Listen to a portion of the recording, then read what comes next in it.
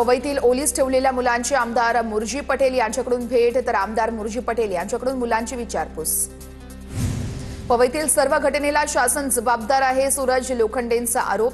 तर आर्यानं स्वच्छ शाळा आणि सुंदर शाळांचा प्रकल्प राबवण्यासाठी घर विकलं, प्रकल्पाचे पैसे न मिळाल्यानं मंत्रालयाजवळ 26 दिवस उपोषणही केलं। ठाकरे गटाचे पदाधिकारी सूरज लोखंडेंची माहिती।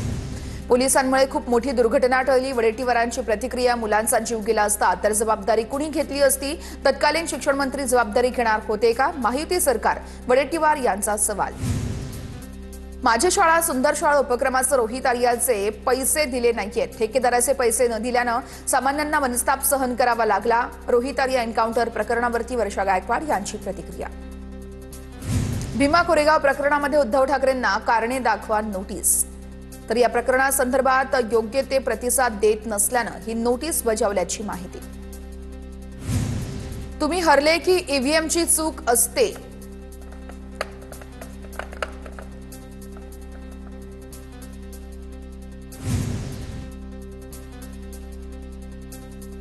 किल्ल्यांवरील नमो टुरिझम सेंटर फोडून टाकणार, पंतप्रधानांच्या 75व्या वाढदिवसानिमित्त सुरू होणाऱ्या सेंटर्सवरून राज ठाकरेंचे एकनाथ शिंदे यांच्यावर निशाणा मंत्रीपद मिळालं पाहिजे म्हणून किती लाचारी करायची, असाही ठाकरेंचा टोला।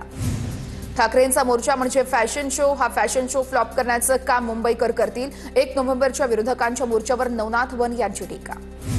पनवेलमधील मतदार यादीत अजब प्रकार, मतदाराचं नाव र र ह ह आणि पतीचं नाव क क द द असल्याचं समोर। यादी भाग क्रमांक 390 मधील प्रकार असल्याचा पनवेलमधील मनसे कार्यकर्त्यांचा खुलासा। आगामी निवडणुकीमध्ये कसं लढायचं हा निर्णय जिल्हा पातळीवर घेणार काँग्रेस प्रदेश अध्यक्ष हर्षवर्धन सपकाळ यांची माहिती। तर शक्य असेल तिथे युती, अन्यथा स्वबळावर लढणार, सपकाळ यांचं स्पष्टीकरण।